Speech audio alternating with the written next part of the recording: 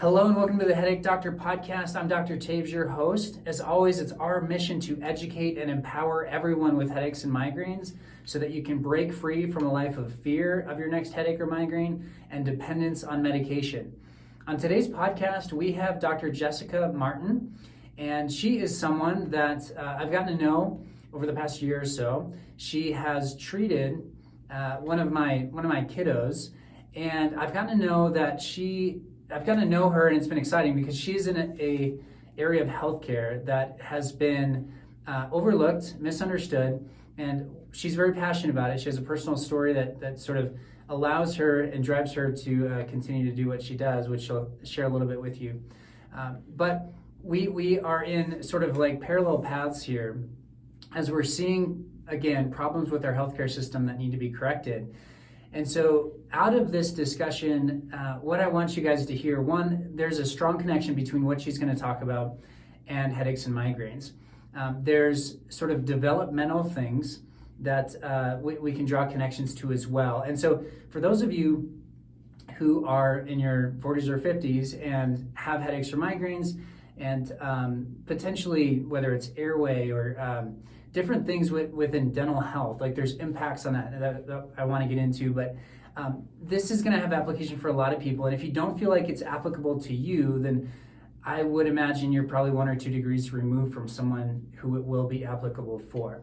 This is another one of these situations where we are bringing you, the listener, and our patients here in Colorado into our network of providers that we really think add value to the whole patient experience. And when we're dealing with headaches and migraines, they're very complicated, and so we want to address every potential issue that can be leading to whether it's neck tension, jaw tension, or whatever can be causing your symptoms. So without further ado, thank you, Jessika, for being on the Headache Doctor podcast. Thank you for having me. It's so great to be alongside you here on this journey and on your podcast. Yeah, absolutely. So what I'll have you do is just share kind of your background and your story. Sure, I'm happy to do that. I have the boring side, which is I've been in dentistry for probably close to 2/3 of my life now, since I was 16 years old, and that's been 25 years ago. I started as a dental assistant and went on to be a dental hygienist and a dentist and a myofunctional therapist, and now I have this very specific area that I care for with just tongue ties and lip ties, oral restrictions. But I found that path from my own daughter, who is 8 years old, and she is just a spectacular human being, but she was born with a tongue tie, and it went undiagnosed despite every effort that I had to try and have that figured out. And I really don't love traditional medicine at all, and we sought help. Breastfeeding was really, really, really hard for her and me. Really painful for me, really hard for her, and she was failure to thrive within her first 3 days of life. It was a challenge, to say the least, and I have that, the type A personality where, give me the book, I'll read the book, I'll do the things, I can do this. I couldn't do it. So she had terrible colic, which I would just say is a symptom. It is not a diagnosis. She also was diagnosed with acid reflux, and I felt completely helpless at the time. And she was on 2 different acid reflux medications with no improvement. And the long-term implications of these medications, some of which are yet to be known, but they're not positive. So she was on them for a short period of time, and I realized it's doing nothing for her. When she was probably 1.5 or so, I stumbled upon a really awesome course where I was able to learn about tongue ties. It was just a continuing education thing. I'm like, oh yeah, that looks fun. Let's try it. Let's see what I can learn. And as I listened, there were physical therapists and OTs and an ear, nose, and throat doctor, lactation consultants, so many, a meeting of the minds where it's like this, the presentation panel or the presenters were as many as the students in the classroom. It was phenomenal. And I just got to learn all about my child's life without them saying it was attached to my little Maisie. So it was life-changing for sure, and really ultimately career-changing. I left general dentistry to dedicate my whole career to properly evaluating and treating these oral restrictions that can have such a huge role to play in breastfeeding, but also way beyond breastfeeding throughout the rest of our lives. So yeah, that's what landed me here. Yeah, absolutely. So let's talk through that as maybe distill it down into we're talking about tongue ties, lip ties, we're talking about oral restrictions, Yes. and then sort of the implications of that. Sure. And maybe as it relates to so if there's a mom listening to this that has a little kiddo, we can speak to that. But also like later in life, Yes. like when someone's been dealing with this, like because personally, Sure. I'm that. I have a tongue tie, and it's impacted me. And so bring people into that, because it was enlightening for me to start to understand the symptoms attached to this. Where I was just told, like, well, things like, why do I keep getting these cavities? Why do I have a shallow gag reflex? And potentially even things like maybe I'm drawing a conclusion here that shouldn't be, like congestion, having a hard time breathing through my nose, things like that. Yeah, absolutely. So anyway, let's talk about practically what it looks like as far as in your office, and then the implications of it not being done. Okay, yep, you got it. So I'll talk to you about some of the longer term implications. As a newborn or as an infant, there are breastfeeding challenges is what brings so many people in. So a baby that can't transfer, a mom who has a whole lot of pain, many newborn and infant issues that are often just ignored by traditional medicine as, oh, it's, you're just a first time mom or second or third or fifth, but they're just ignored issues. And that translates into a mom who either is going to listen to that and take that as her answer, or one who's going to dig deeper and find a network of people who will get them in the right place. But say you didn't find that network of people, and say you're 5 years later, you might have a kiddo, and so many of these things can be multiple causes, but tongue tie is one huge part of that. So you have a long list of really basically signs and symptoms. One of those is things like mouth breathing, and mouth breathing can lead to a plethora of other issues like you were talking about. So the cavities, well, that can be because of a dry mouth, because you're breathing through your nose or your mouth instead of your nose. And that changes the whole pH of your mouth, which creates this acidic environment, which then eats into your teeth. That's a cavity. So that is one really big thing that can happen. Mouth breathing changes the way we grow in such a huge way, where we're deficient in our whole lower half of our face, and that changes your ability to breathe through your nose, because structurally you're changed now.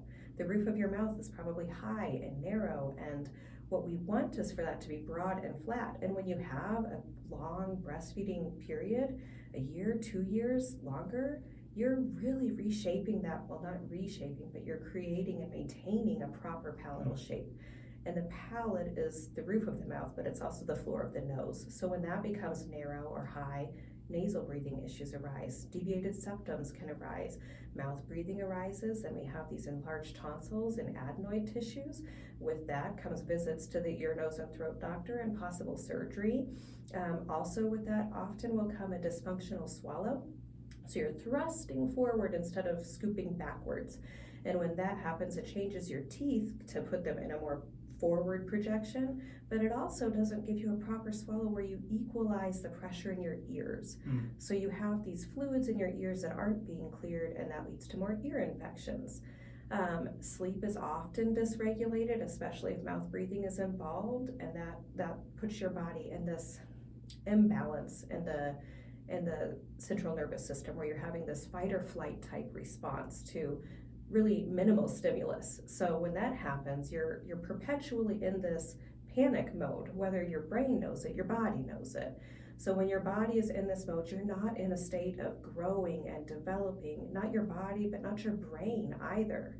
And that gives you a kid who's 7 years old and gets an ADD or ADHD diagnosis. Wow. But I would challenge you to think, is that the root, or is that a symptom of something else that's happening? And so often we find that it's much more of a symptom. And there have been studies done that will compare people who have ADD or ADHD diagnoses, and then you correct the mouth breathing habit, and suddenly they don't have that diagnosis anymore. Wow. So I just would challenge people to look deeper into what they're being taught. So the providers that you see are only able to give you a diagnosis for what they've learned. Mm-hmm. So if they haven't learned anything other than traditional Western medicine, and this is a symptom and here's the pill that you take for it, that's all we can get. We can't do better until we know better. So those are some of the things with kids. Growth and development, orthodontic wise, there's often not enough room for the teeth, which that gets into a whole epigenetic conversation about diet and breathing and how we prepare our food and utensils and so many other issues. What else do I want to tell you about kids? Speech issues. So oftentimes if the tongue can't move properly, there are sounds you can't say. So the back of your tongue, you have to go g, k. So kitty cat becomes titty tat because you're only moving the tip of your tongue. That's appropriate at age 3. We don't develop G's and K's until like 4. So, but you have a 8, 9, 10-year-old saying, I really love you, that's not appropriate anymore. That's well beyond the age at which you should be able to make the R sound. So some of these sounds are more technical. They require greater skill and tongue movement, but you should be getting them. By the time you're 8, you should be quite able to express yourself verbally. Sure. So those are some of the bigger issues with kids. I'm sure I've left some out, but those are the Well, most common. that's a lot. Yes. Man, there's a lot there.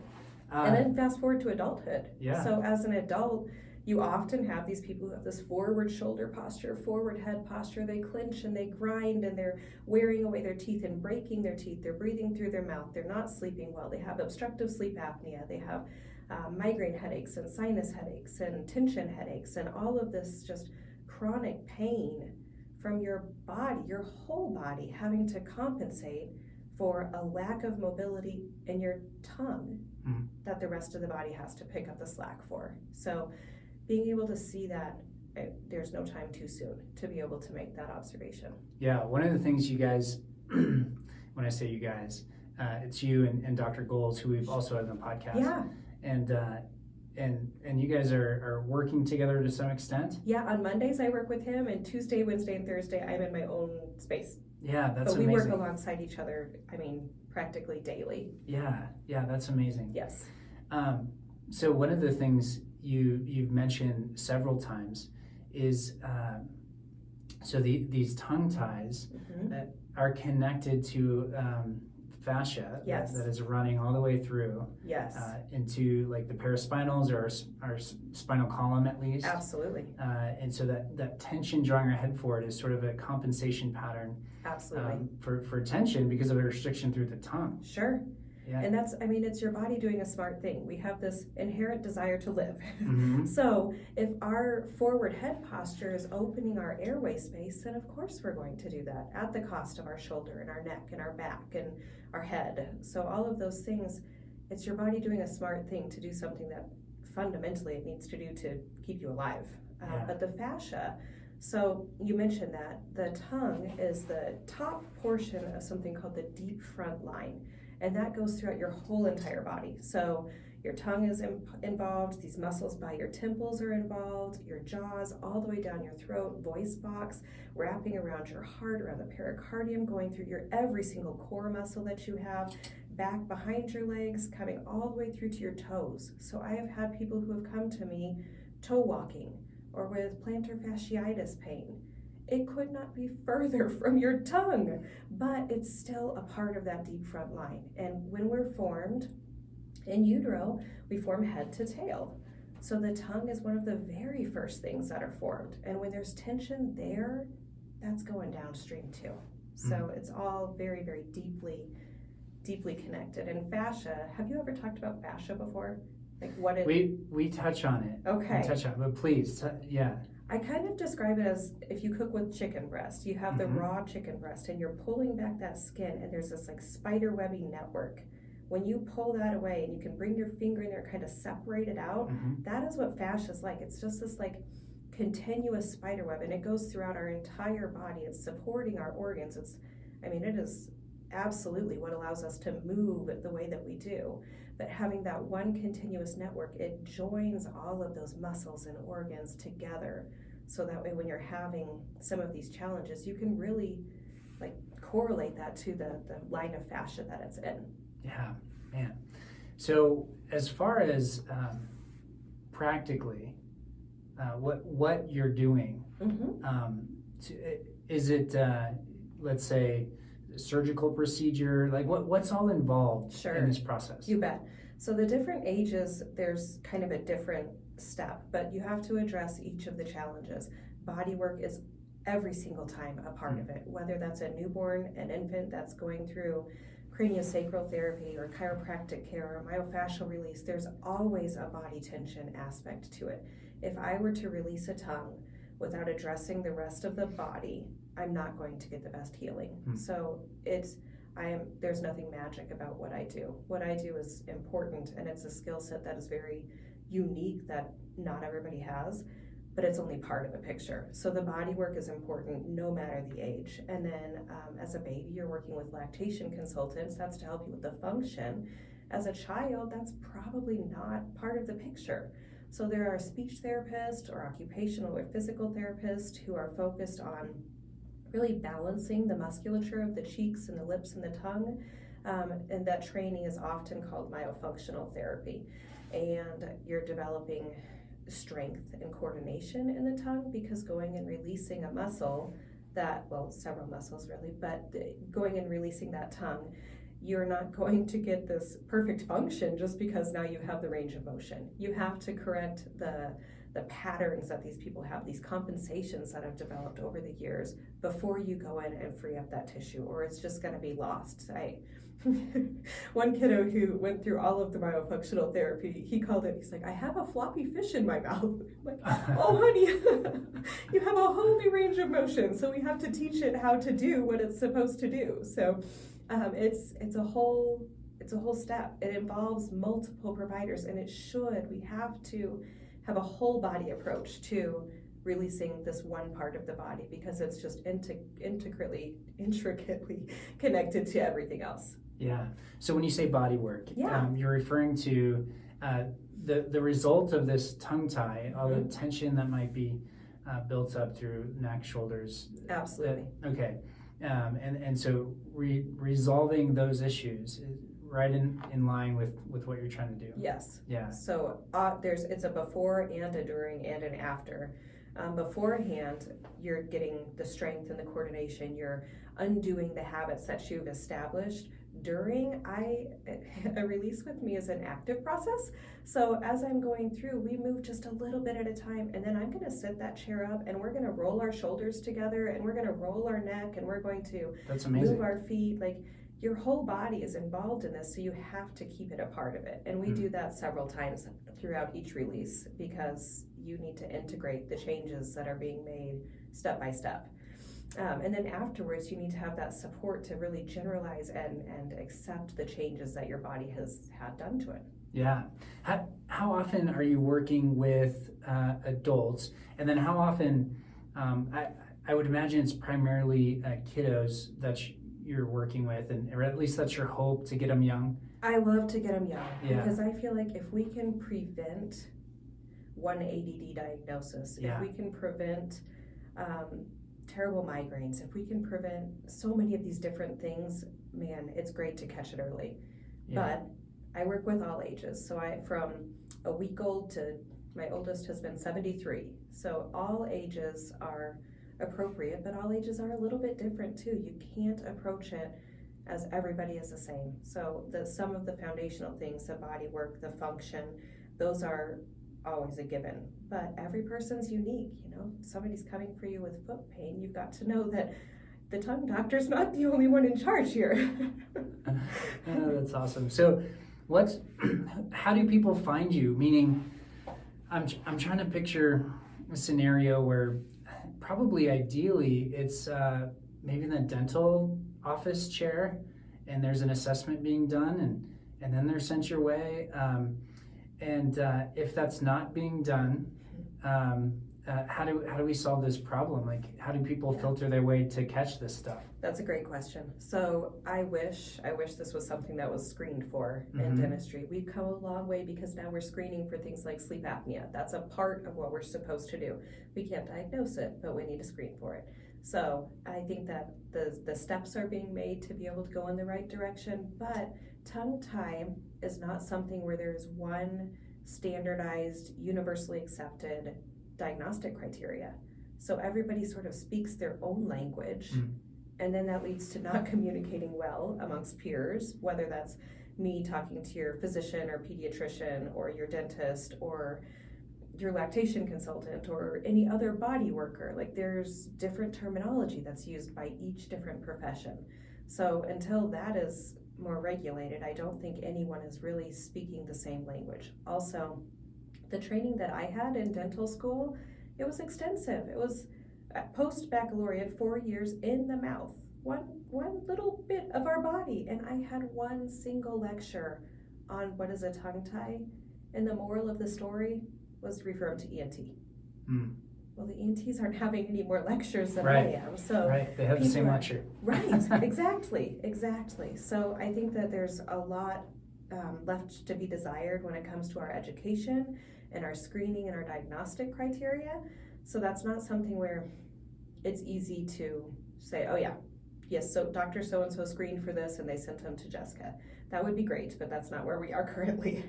But most people just visually can tell, oh look, your tongue doesn't move. Oh look, you can't say certain things. Should we make that connection? And if we do, then that's an easy way to send somebody. So there are medical doctors and pediatricians and dentists who will refer people my way, but I will tell you honestly, it's more word of mouth from people who have met me or had a similar experience with another provider that has really spread the word when it comes to tongue ties. Yeah, because you're having such a profound impact. Well, thank you. And it's worth sharing. Yes. That's why I'm having on my podcast. Thank you. You asked about how somebody could find a provider such as myself.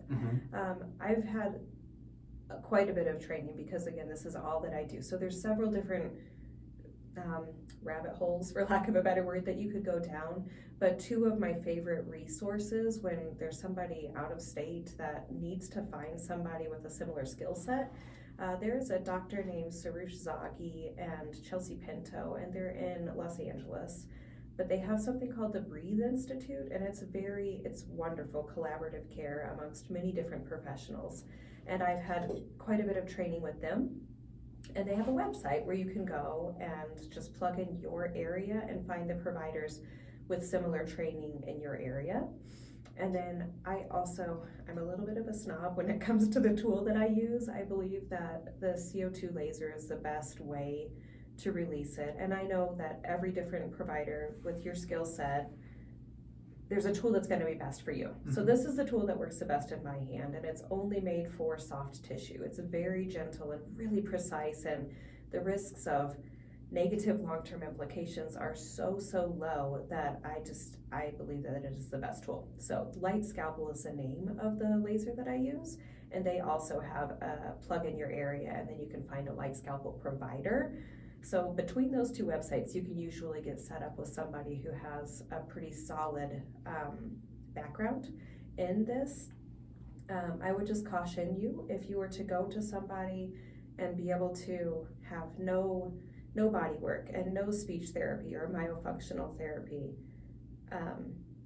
pause before moving forward with treatment, because your outcome is so dependent on having the proper groundwork, the proper baseline, before you pursue any actual more invasive treatment.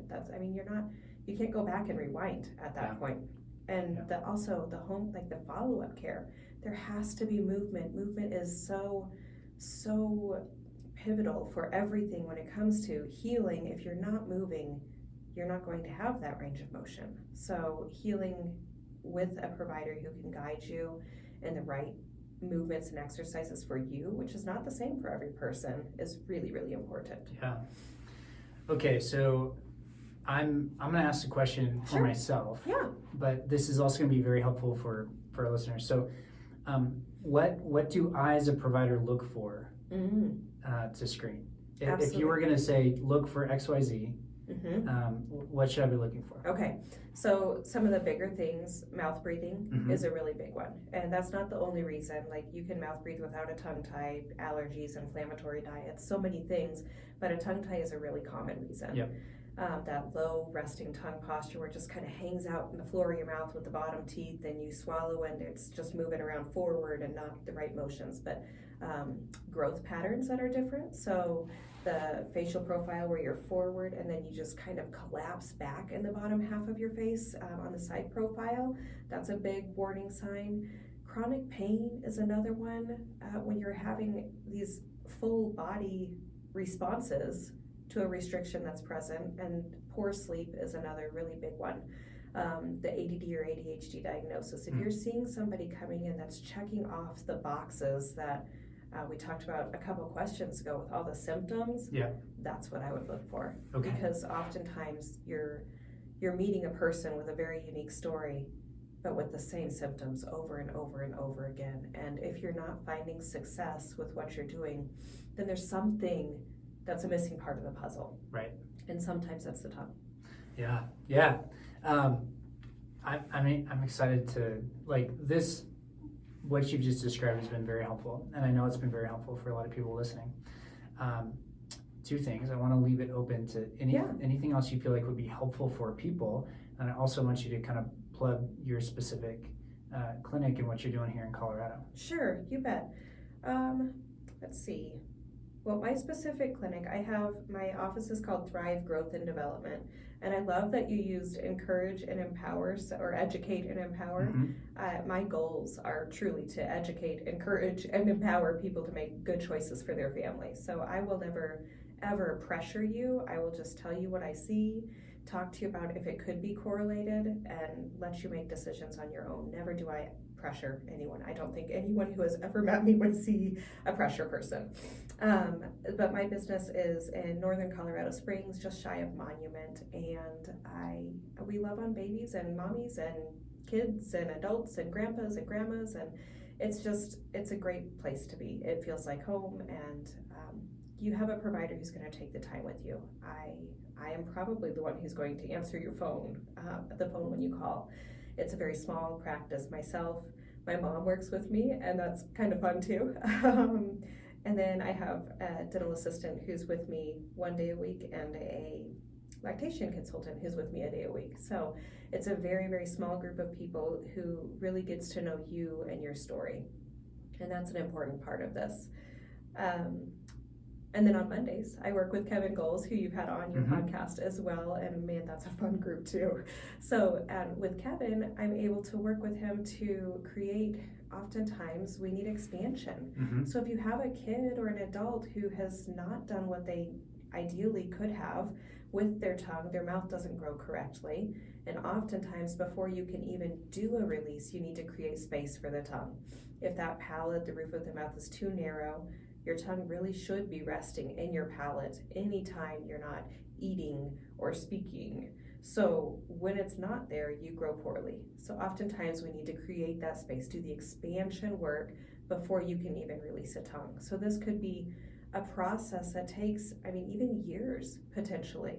It didn't happen overnight. So the cure is not overnight either. And we get to do some amazing things when it comes to expansion and breathing and helping with sleep and oxygenation, and have a whole lot of fun while we do it too. So that's a great thing. That's wonderful. I send people your way frequently, and you and Kevin Goals, and it's great to have what you guys do as a resource to these people. Yeah, it's an important part of our healthcare system, and despite whether it's the lack of education or lack of focus, sort of these gaps in our healthcare system, it's always fun to have providers that see that and step into it, right? Yes. Because obviously you have a choice in how you practice, and I would imagine there's a lot of whether it's dental providers or other types of providers that understand this problem, but maybe don't go to the extent that you have of really leaning into it. Absolutely. So I appreciate that. Thank you. Thank you so much for being on the Headache Doctor podcast. Just so people know, I'm actually going through this process myself, and so kind of firsthand, seeing Kevin Goals, Jessica Martin. I'll see you at some point, but interacting with their practices, and my son saw Jessica Martin, and I think you gave us your personal cell number. Always. Yes. Yeah, you're like texting my wife and stuff. Yes. So That's amazing. Yeah, that's the type of, for those of you who are like out of state, we've talked about the types of providers you want to find. One, it's the humility but that like personal touch and truly caring, and you embody that. And so, yeah. Thank you for being on the Headache Doctor podcast. My pleasure. As always, it's our mission to educate and empower everyone with headaches and migraines so you can break free from a life of fear, independence, and thrive in everything you do. Thanks for listening.